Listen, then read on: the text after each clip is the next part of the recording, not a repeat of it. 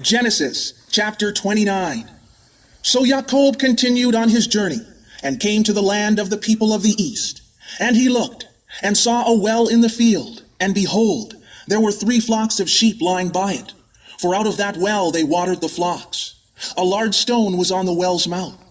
Now all the flocks would be gathered there, and they would roll the stone from the well's mouth, water the sheep, and put the stone back in its place on the well's mouth. And Jacob said to them, My brothers, where are you from? And they said, We are from Haran.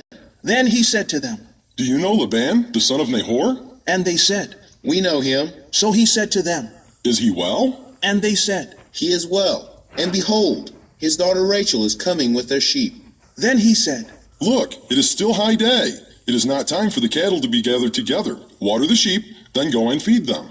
But they said, We cannot until all the flocks are gathered together, and they have rolled the stone from the well's mouth. Then we water the sheep.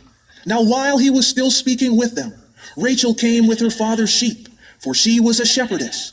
And when Jacob saw Rachel, the daughter of Laban, his mother's brother, and the sheep of Laban, his mother's brother, that Jacob went near and rolled the stone from the well's mouth, and watered the flock of Laban, his mother's brother.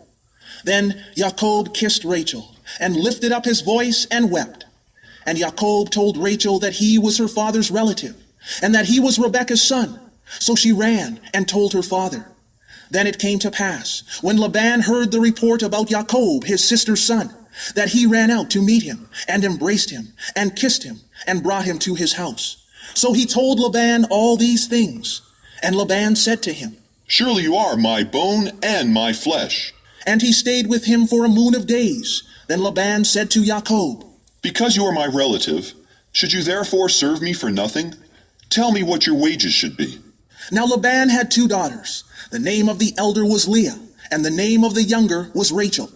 Leah had delicate eyes, but Rachel was beautiful of form and appearance. Now Jacob loved Rachel, and he said, I will serve you 7 years for Rachel, your younger daughter. And Laban said, It is better that I give her to you than that I should give her to another. Stay with me. So Jacob served 7 years for Rachel, and they seemed only a few days to him, because of the love he had for her. Then Jacob said to Laban, Give my wife to me, for my contracted time is fulfilled, so I may go into her. And Laban gathered together all the men of the place and made a feast. Now it came to pass in the evening that he took Leah his daughter, and brought her to Jacob, and he went in to her.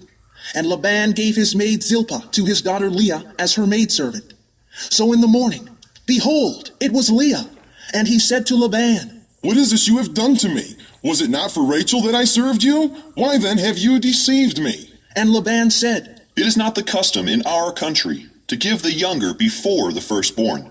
Complete Leah's bridal week, and we will give you Rachel also, for the service which you will serve with me for still another 7 years. Then Jacob did so, and completed Leah's bridal week. So he gave him his daughter Rachel as wife also. And Laban gave his maidservant Bilhah to his daughter Rachel as a maidservant. Then Jacob also went into Rachel, and he loved Rachel more than he loved Leah, and he served with Laban still another 7 years. When Yahweh saw that Leah was loved less, he opened her womb, but Rachel was barren. So Leah conceived and bore a son, and she called his name Reuben, that is, see a son, for she said, Yahweh has surely looked on my misery. Now therefore my husband will love me. Then she conceived again, and bore a son, and said, Because Yahweh has heard that I am loved less, he has therefore given me this son also. And she called his name Simeon, that is, heard. She conceived again, and bore a son, and said, Now this time my husband will become attached to me, because I have borne him 3 sons. Therefore his name was called Levi, that is, attached. And she conceived again, and bore a son, and said, This time I will praise Yahweh. Therefore she called his name Yada. Then she stopped bearing.